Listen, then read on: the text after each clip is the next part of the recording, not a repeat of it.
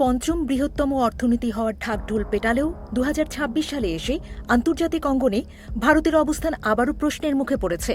উন্নয়ন, প্রভাব ও বৈশ্বিক গ্রহণযোগ্যতার গল্প যতই শোনানো হোক, বাস্তবতা হল বিশ্বে ভারতীয়দের ভ্রমণ স্বাধীনতা ক্রমশ ছোট হয়ে আসছে।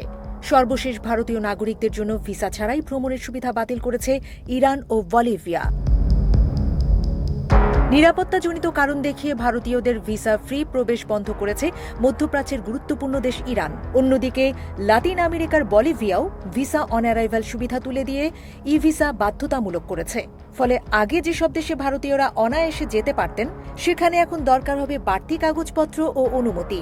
অনেকের মতে বিশ্বের বিভিন্ন দেশে সহজে প্রবেশের সুযোগ হারানোর এই লজ্জা ভারতীয়দের বৈশ্বিক চলাফেরাকে আরও ব্যয়বহুল ও জটিল করে তুলবে। ২০২৫ সালের নভেম্বরের মাঝামাঝি পর্যন্ত ইরানে ভিসা ছাড়াই যেতে পারতেন ভারতীয়রা।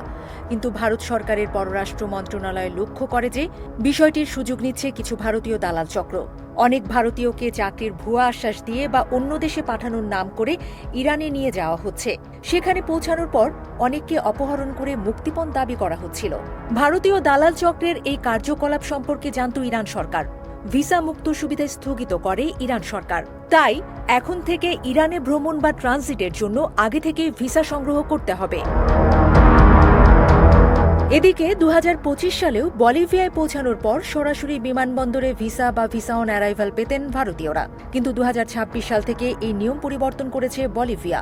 এখন দেশটিতে ভ্রমণের আগে ভারতীয়দের অনলাইনে ই ভিসা আবেদন করতে হবে। হেনলি ইন্ডেক্সের নিয়ম অনুযায়ী ভ্রমণের আগে কোনো ধরনের ডিজিটাল অনুমোদন বা ভিসা নিতে হলে তাকে ভিসা আবশ্যক হিসেবে ধরা হয়, যে কারণে বলিভিয়া এখন আর সহজলভ্য তালিকার মধ্যে নেই।